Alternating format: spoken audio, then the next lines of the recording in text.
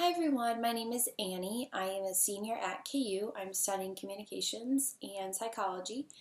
And as a student in positive psychology this winter, what I've decided to do for my final project is apply the use of mindfulness meditation in my own life and implementing that as a consistent practice. And there are a few reasons for me doing that. One, I have overall interest in mindfulness meditation, perhaps because I have my own experience with anxiety, and many people swear by using Headspace. I have quite a few family members who use Headspace on a regular basis, and they've always recommended that I try using it, and I've never actually consistently tried it. I've tried it here and there, but like with anything, I think the key to success in using something like Headspace is practice and consistency. So I thought this was a great opportunity to try using Headspace and kind of seeing what it looks like in my life and if it works for me, if I like it. So I'm really excited to try it for that reason. In addition, I've recently applied to graduate programs for industrial organizational psychology, and a sector of that, kind of from doing research, my own research on what that looks like, is some people focus their research on mindfulness meditation and how that plays out in the workplace. And so that's probably another reason why I chose to do this. I'm really excited about this. I think it's a great opportunity to add another tool to my toolbox for fighting my anxiety. I think an all hands on deck approach is one of the keys for me, at least. So I'm excited to try this out and see what it looks like. For the purpose of the project, what I'll be doing for the next 4 days is recording myself each day before and after I practice Headspace, and I'll basically be engaging in a little bit of discussion on what I'm feeling beforehand, what I've got going on during the day, then I'll be doing the Headspace, and then discussing kind of how I feel after the fact, just to kind of get a full idea of what's going on and maybe some other things that are playing a role in how I'm feeling.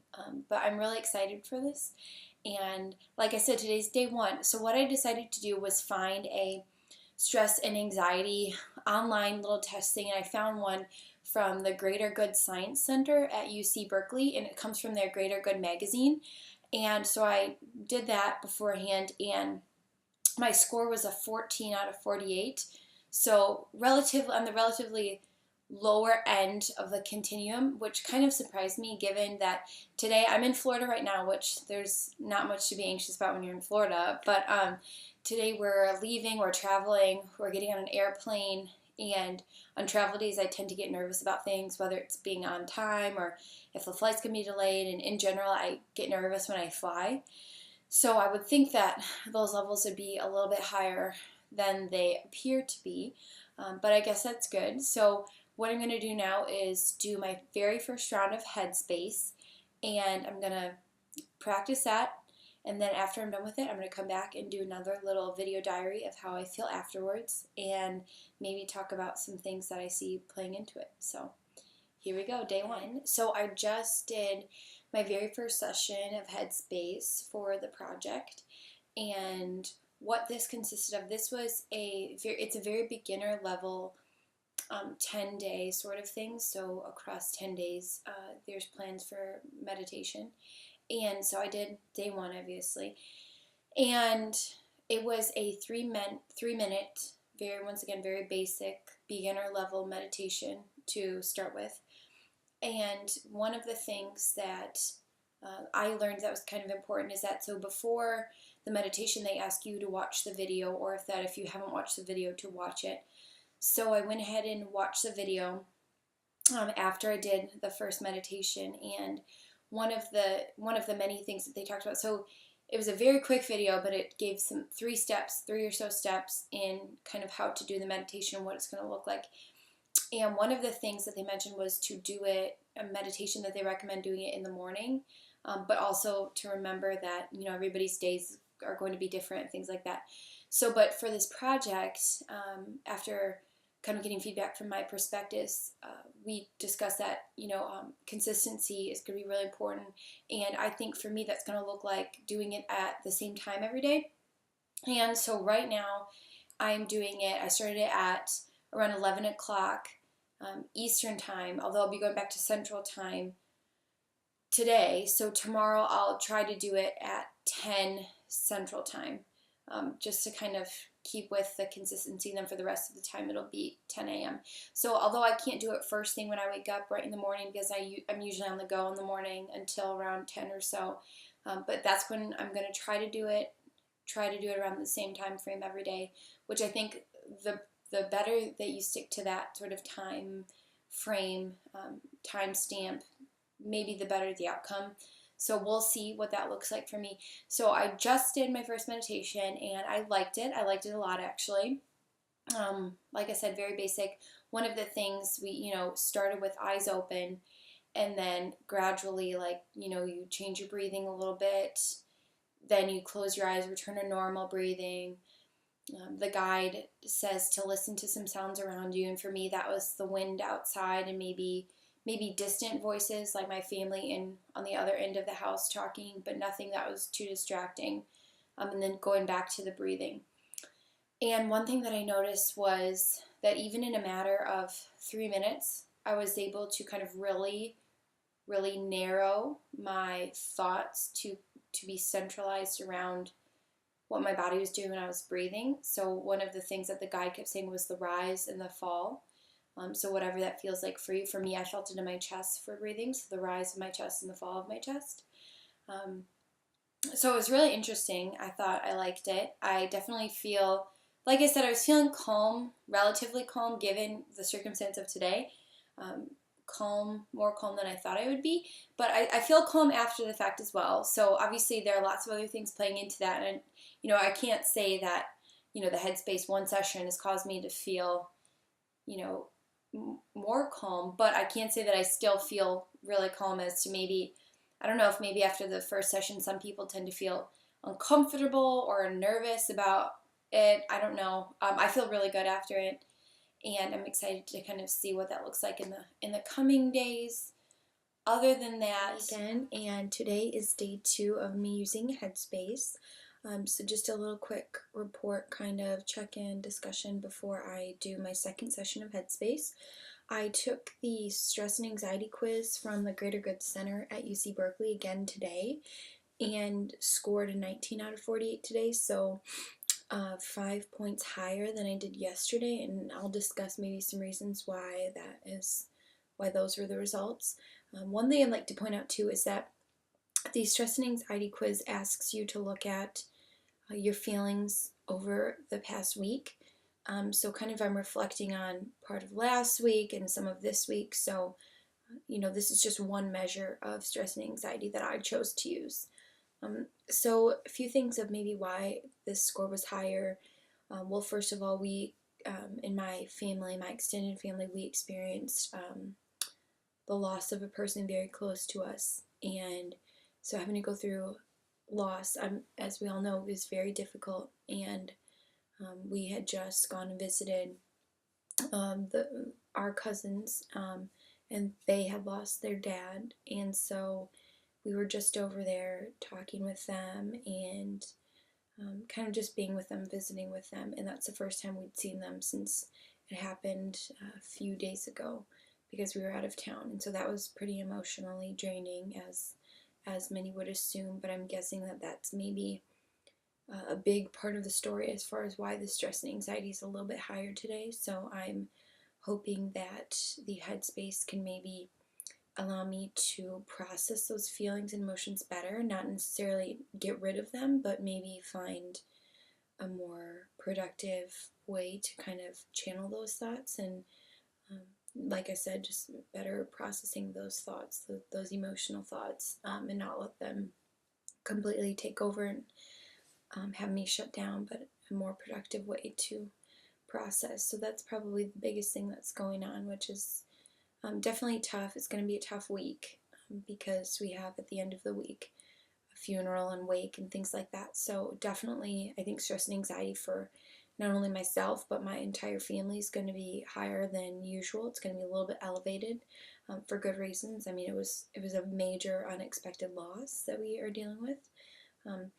But on top of that, kind of maybe a little bit of a window into maybe why it was higher today. It could also be that yesterday I mentioned that we were traveling, and last night the flight that we were on was rather bumpy, and I don't do well with turbulence at all, so that alone probably, boosted my levels of stress and anxiety. I definitely on the airplane could feel my heart racing and, was sweating because, that's something that you realize you don't have any control over. You can't fix it at all. So that's probably another reason why coming off the heels of that. So kind of the exhale of that stress and anxiety. So I'm about to do Headspace day 2, and I will let you know how it goes. I did my second round of Headspace for the week, and this time I bumped the meditation time up to 5 minutes. So yesterday was 3 minutes. Today was 5 minutes, and I felt that given the nature of kind of what my family and I are going through, I'm like, it warranted 2 extra minutes of kind of just being mindful, and I thought that I would benefit from that. And so just a few thoughts from this session of Headspace. Given that this was longer, one of the things that I noticed, and maybe it was in yesterday's, I just didn't notice because it was all new, but today, one of the things that the guide had you do was kind of do I think what they call a body scan type thing. So kind of scanning your body from the top down, feeling where, your body feels like there's more weight to it, where it feels lighter. And for me, I think the heaviest part that I felt was in my neck. I feel like a lot of tension is in my neck right now, and I think probably that's, like I said, given kind of the circumstances of, what we've been going through, especially with the stress and anxiety buildup. I tend to get the buildup in my neck. So that's kind of where I felt it the most, and kind of just recognizing that, because I don't think, if I didn't do the meditation and the body scan, I don't think I would have recognized, I'm feeling a little tense here right now. So that was helpful. One of the other things that was a part of yesterday's as well was thinking about, is your mind wandering? Because if it's wandering, take those thoughts and acknowledge them, and then, gently bring it back to what you're supposed to be doing. And I know a lot of people have told me about this, that this is what they do, and possibly even the guide mentioned it, but imagining your thoughts as clouds kind of passing by, so seeing them, looking at them, acknowledging them, and kind of saying, okay, and they gently move along. And that's kind of what I tried to do today, especially because I have so many thoughts running through my head as far as, the sadness that everybody's experiencing around me, and including myself, but the sadness that my cousins are feeling, the sadness that the whole extended family is feeling. On top of that, deadlines for this course, deadlines for other things, plans for the future, so my mind was kind of wandering a lot today, but, I guess when we're under a lot of stress and anxiety, the mind does wander, but I was able to kind of accept those thoughts, but then also rein them in a little bit, and remind myself that, okay, those are thoughts, and I respect those thoughts that are coming into my mind, but the task at hand is to focus on breathing or the body scan and things like that. So I did enjoy today as well. I think it was great. It's day 3 of using Headspace for my positive psychology project. So I just took the same stress and anxiety quiz that I've been taking, and I scored a 12 out of 48 on that, which is the lowest score that I've had over the past 3 days. And I can't really say whether or not, the Headspaces cause it to go down a little bit, or whether it's caused, the ups and downs of that test score, because it is only one measure, and, there are probably other measures out there that might be better suited for a project like this, but in the scope of this class, this was a really accessible quiz, so I thought I'd take that. So I'm about to do Headspace for the 3rd time, and I think I'll do another 5-minute session. I'm feeling pretty calm today, pretty relaxed. Nothing major. I'm just working on homework, working on applications, cleaning around the house and things like that. So nothing major that should be stressing me out right now.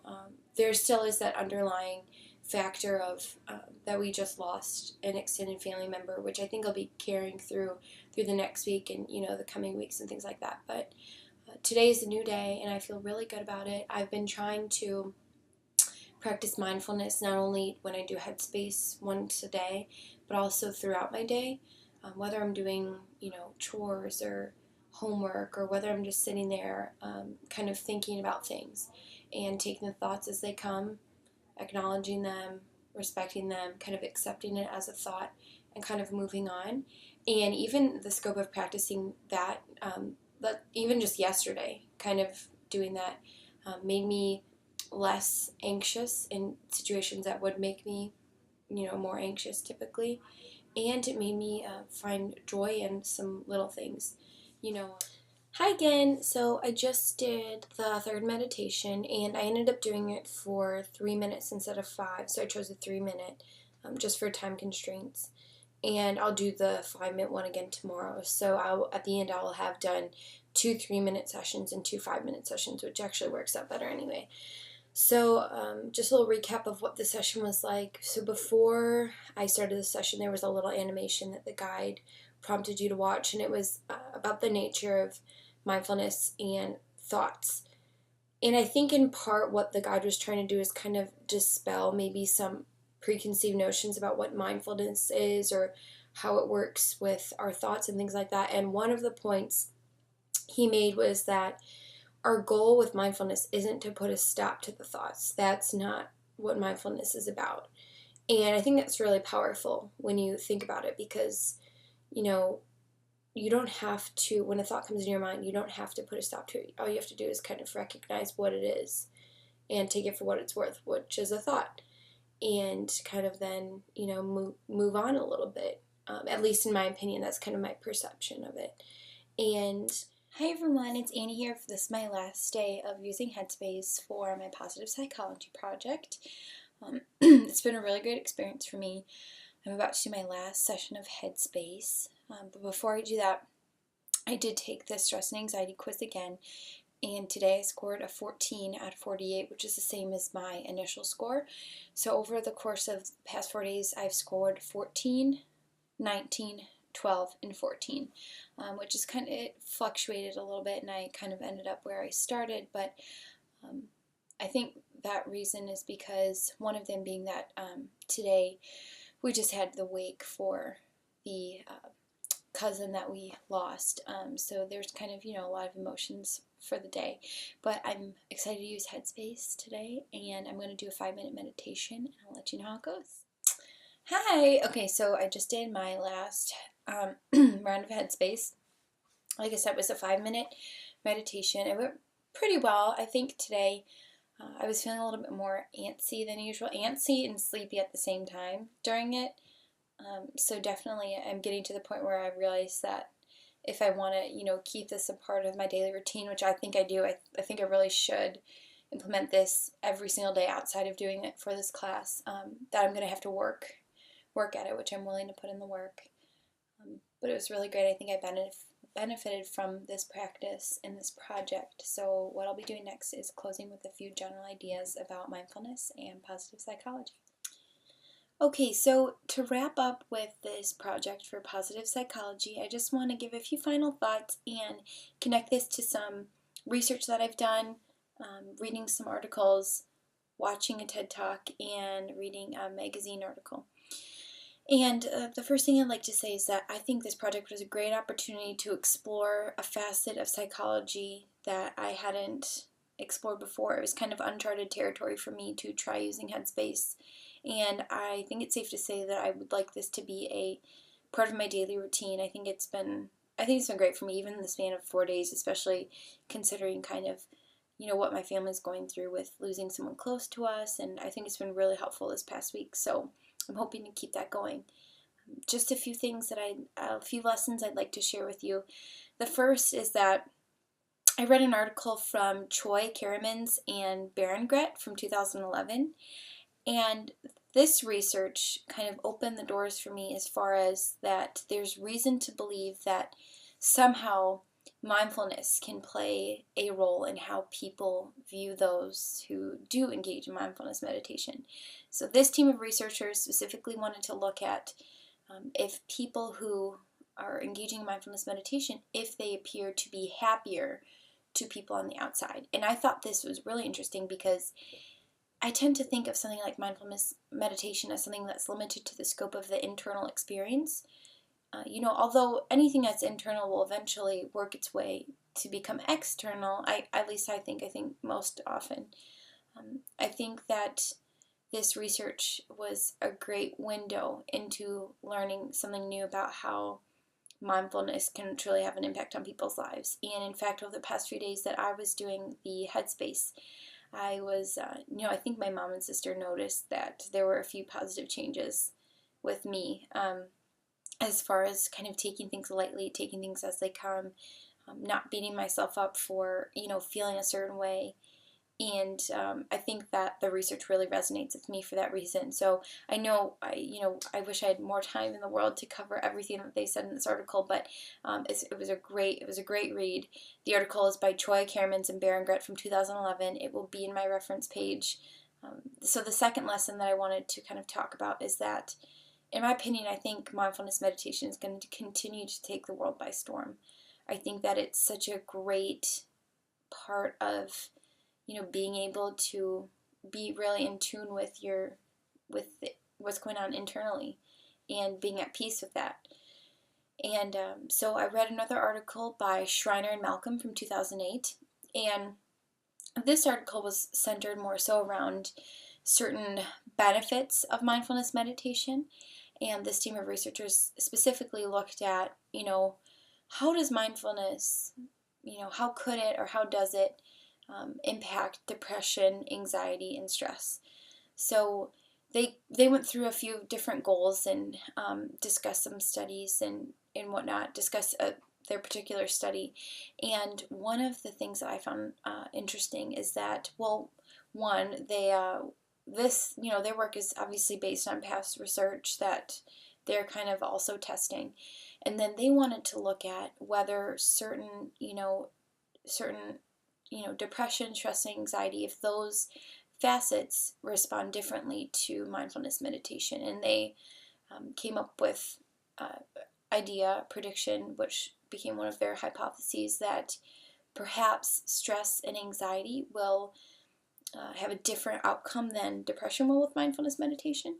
And I thought that was kind of an interesting thought. And after reading the article, it definitely makes sense.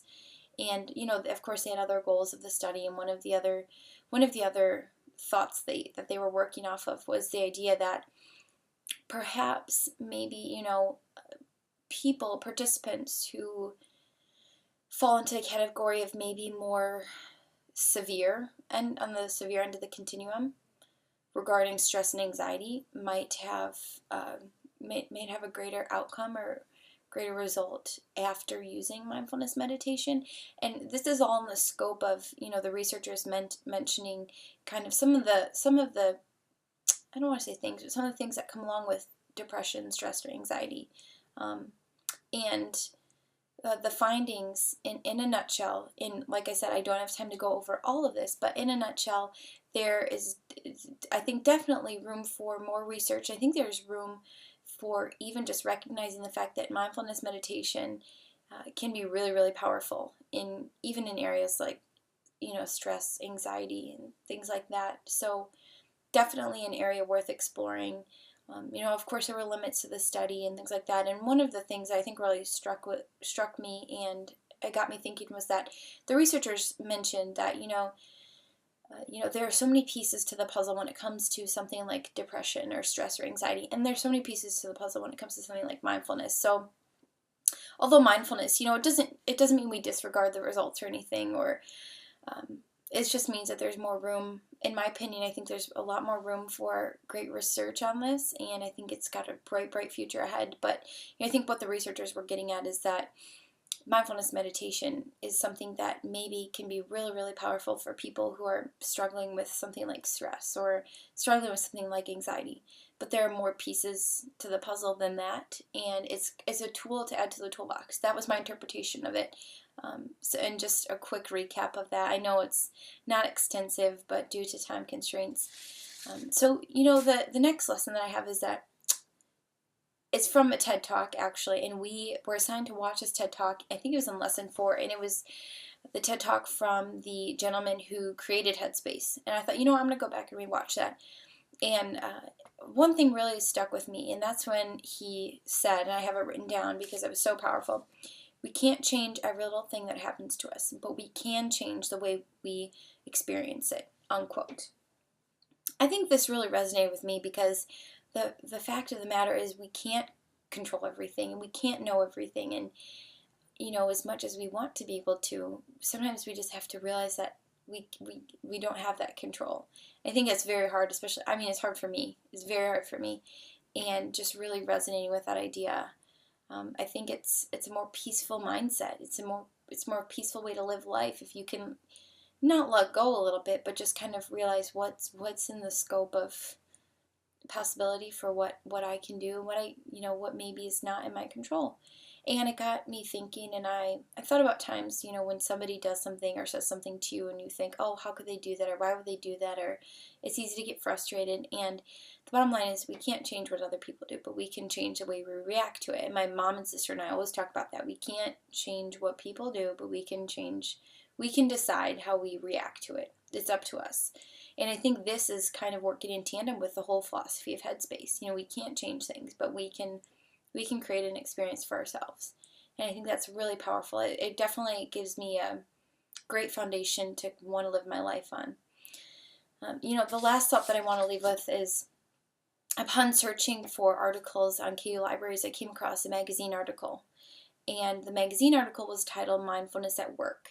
And I mentioned in the very beginning of this project that one of the reasons why I'm so interested in mindfulness meditation is because I've recently applied to graduate programs for IO psychology, and looking at schools and looking at different faculty, I've come across people who dedicate their research to looking at mindfulness and looking at how mindfulness is impactful in the workplace. I think there's really something to that. I think that could be really a real key to success for many, many people who maybe are struggling, at work in different ways. And this article, the author of the article gave an overview of mindfulness, gave some ways that maybe mindfulness can play a role in people's lives.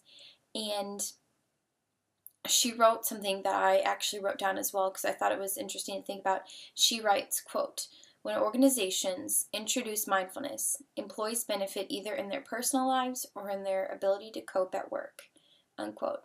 I think this is just a great application and a great testament to the sheer applicability of psychology to so many areas of life. I thought about it in my personal life, and it could even be something that people engage in at work. It could be something that people engage with, in so many different areas of life. Even with school, I need to be a little bit mindful when I'm doing schoolwork and things like that, and kind of giving myself a little bit more grace to kind of just take things as they come instead of always working overtime. Because if I work overtime, my life is going to fly by, and the joyful moments are going to be few and far between. And I know that's not how I want to live my life. And so I think this positive psychology project gave me a great window, a great insight into how I want to get the most of my life, and how I want to make my days purposeful, and how I want to spend that time, and how using things like mindfulness can help me get simple joy out of every single day. It doesn't have to be anything major, but being mindful and doing things with purpose and having thoughts with purpose can really bring a lot of joy. So I really appreciate you watching this. I know it was a long video diary. It's not like a lot of other videos or presentations. It's quite different. So I appreciate it, and I also will have my reference page available if anybody's interested in reading those articles. And I'm excited to keep working on the class. I'm excited to write the paper about this, and I am very excited to hear what all of you have to say. I always enjoy learning and growing from my peers, so please leave a comment, constructive criticism, anything. I'll be really excited to read all of that, and I'm excited to look at all of your projects. I think this is a great class, and you all have some really, really great thoughts and ideas, and I'm looking forward to that. So thank you so much.